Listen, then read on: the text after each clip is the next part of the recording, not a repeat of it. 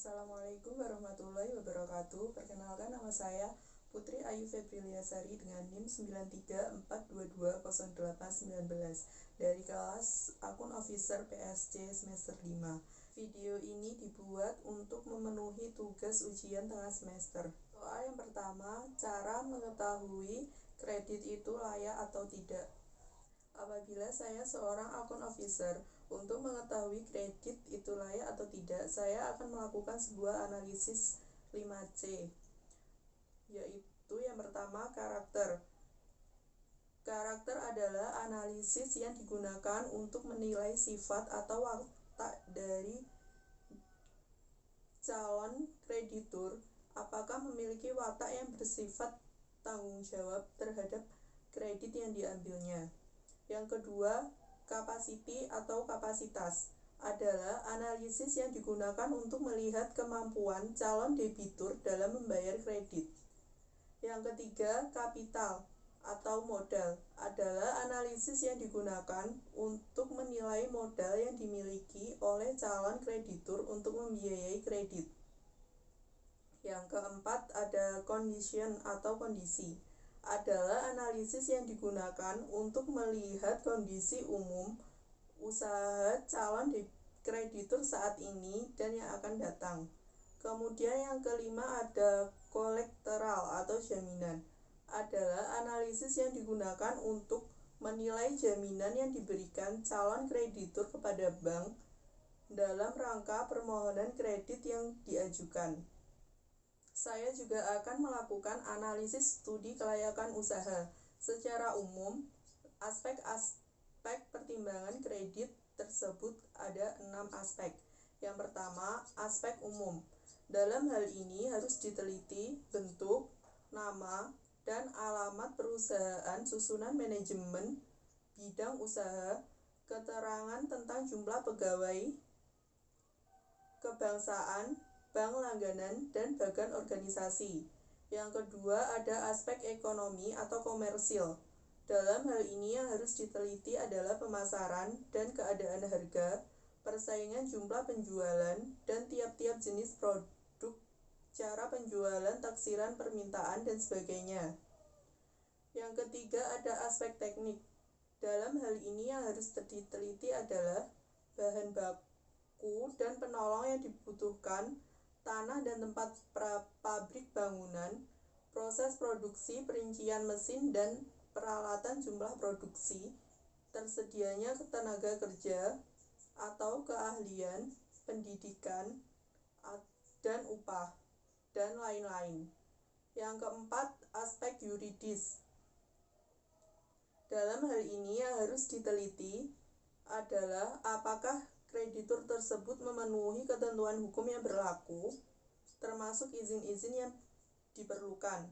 Yang kelima, ada aspek kemanfaatan dan kesempatan kerja. Hal-hal yang harus diperhatikan adalah manfaat ekonomi bagi penduduk dan pengaruhnya terhadap struktur perekonomian setempat, jumlah tenaga kerja yang dapat diserap oleh proyek yang bersangkutan, termasuk sektor yang diprioritaskan oleh pemerintah. Dan yang keenam atau yang terakhir, ada aspek keuangan.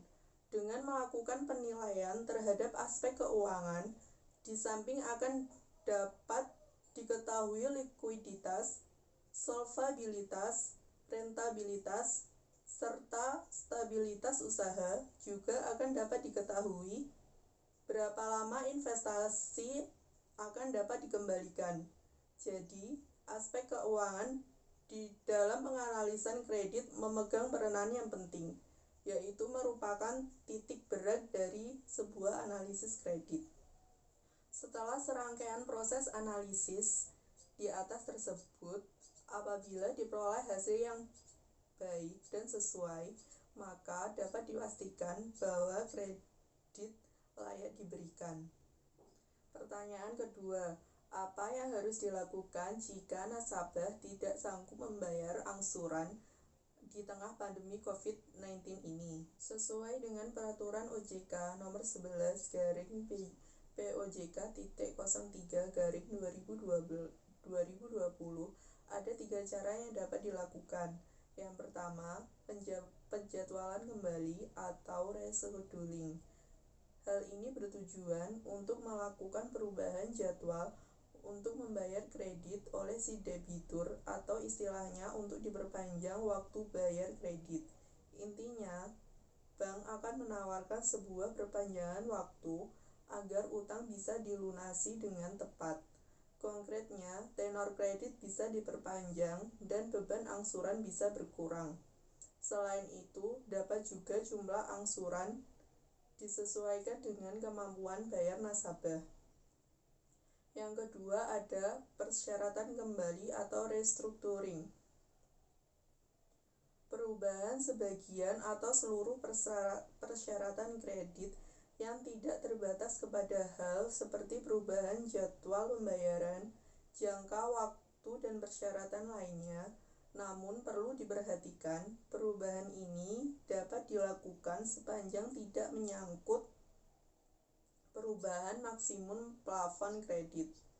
Bank pun dapat mengubah struktur kredit, misalnya dari kredit berjangka menjadi kredit angsuran dengan besarannya disesuaikan dengan kemampuan nasabah. Dengan cara ini diharapkan pokok kredit dapat dilunasi. Kemudian cara yang ketiga atau cara yang terakhir ada penataan kembali atau reconditioning. Maksudnya adalah perubahan persyaratan kredit yang menyangkut penambahan fasilitas kredit dan ada konversi dari sebagian tunggakan angsuran untuk bunganya menjadi pokok kredit baru yang dapat disertai dengan penjadwalan kembali dan atau persyaratan kembali. Dengan kata lain, bank akan mengupayakan untuk mengubah kondisi kredit lebih meringankan beban angsuran nasabah. Sekian video ini saya buat, semoga dapat menghasilkan hasil yang terbaik.